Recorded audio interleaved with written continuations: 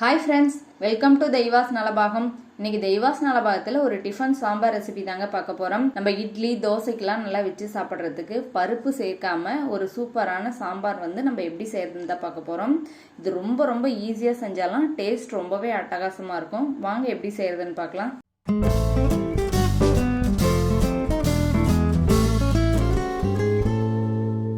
First இந்த recipe பண்ணுறதுக்கு stove on பண்ணி ஒரு குக்கர் வச்சுக்கோங்க. இதில் ஒரு பெரிய சைஸ் வெங்காயத்தை நீலவாக்கில் கட் பண்ணி வச்சுருக்கேன். இதை உள்ளே சேர்த்துக்கலாம். இது கூடவே 2 தக்காளியை இதே மாதிரி நீலவாக்கில் கட் பண்ணி வச்சுருக்கேன். இதையும் உள்ளே சேர்த்துக்கலாம். இது கூடவே ஒரு கப் அளவுக்கு தண்ணி சேர்த்துக்கோங்க. இது கூட ஒரு 1/2 டீஸ்பூன் அளவுக்கு மஞ்சள் தூள் சேர்த்துக்கோங்க. சேர்த்துட்டு குக்கர் மூடி போட்டுட்டு நல்லா 1லேருந்து 2 விசில் வச்சு எடுத்துக்கலாம். அதுலேயே நல்லா குழஞ்சி வெந்து வந்துடும். இப்போ விசில்லாம் போனதுக்கப்புறம் ஓப்பன் பண்ணிக்கலாம். இப்போ ஒரு மேஷர் வச்சுட்டு நல்லா மசிச்சுக்கலாம். நல்லா இந்த அளவுக்கு நல்லா மசிச்சுக்கோங்க. இப்போ நல்லா மசிச்சாச்சு. இதை ஓரமாக இருக்கட்டும்.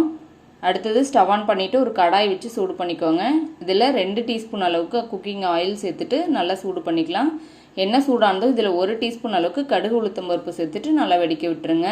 கடுகு உளுத்தம் பருப்பு பொரிஞ்சோடனே இதில் 1/2 டீஸ்பூன் அளவுக்கு சீரகம் சேர்த்துக்கலாம். இது கூடவே நல்லா ஃப்ளேவருக்காக ஒரு வரமிளகாய் 2 கொத்து கறிவேப்பிலை சேர்த்துட்டு ஒரு வாட்டி நல்லா கலந்து விட்டுறலாம். இதில் கொஞ்சம் பெருங்காயம் சேர்த்துக்கோங்க. இப்போ இதில் நம்ம மசிச்சு வச்சுருக்கிற வெங்காயம் தக்காளி எல்லாத்தையும் உள்ளே சேர்த்துட்டு நல்லா ஒரு வாட்டி கலந்துக்கலாம். இப்போ இந்த சாம்பாருக்கு தேவையான அளவுக்கு உப்பு சேர்த்துக்கோங்க. இது கூடவே நல்லா 1 டீஸ்பூன் அளவுக்கு சாம்பார் தூள் சேர்த்துட்டு நல்லா கலந்து விட்டுறலாம்.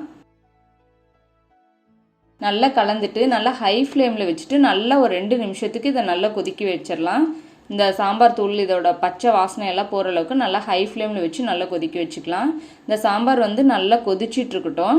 அந்த கேப்பில் நல்லா ஒரு கப்பில் 1 டேபிள் ஸ்பூன் அளவுக்கு கடலை மாவு சேர்த்துட்டு கொஞ்சம் தண்ணி சேர்த்து நல்லா கட்டி இல்லாமல் கரைச்சிக்கலாம்.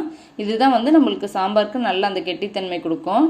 நல்லா டேஸ்ட்டும் சூப்பராக இருக்கும். நீங்கள் கடலை மாவுக்கு பதிலாக பொட்டுக்கடலை மாவும் சேர்த்துக்கலாம். இப்போ நல்லா உள்ளே நம்ம சாம்பாரில் சேர்த்துட்டு நல்லா ஒரு வாட்டி கலந்து விடலாம்.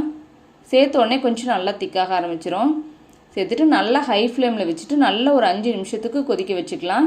அந்த கடலை மாவோட பச்சை வாசனையெல்லாம் போயிட்டு நல்லா சாம்பார் சூப்பராக ரெடி ஆயிரும். அவ்வளோதாங்க, நம்ம சூப்பரான பருப்பு இல்லாத சாம்பார் ரொம்ப குயிக்காக ரொம்ப டேஸ்ட்டாக ரெடி ஆயிடுச்சு. லாஸ்ட்டாக கொத்தமல்லி இலை தூவிட்டு ஸ்டவ் ஆஃப் பண்ணிடலாம். அவ்வளோதான், நம்ம சூப்பரான டிஃபன் சாம்பார் ரெடி ஆயிடுச்சு.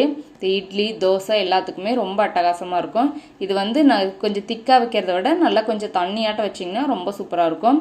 நீங்களும் இந்த ரெசிபி வீட்டில் ட்ரை பண்ணி பாருங்கள். உங்களுக்கு பிடிச்சிருந்துச்சுன்னா லைக் பண்ணுங்கள், ஷேர் பண்ணுங்கள். நம்ம தெய்வாஸ் நலபாகம் சேனலுக்கு சப்ஸ்கிரைப் பண்ணிக்கோங்க.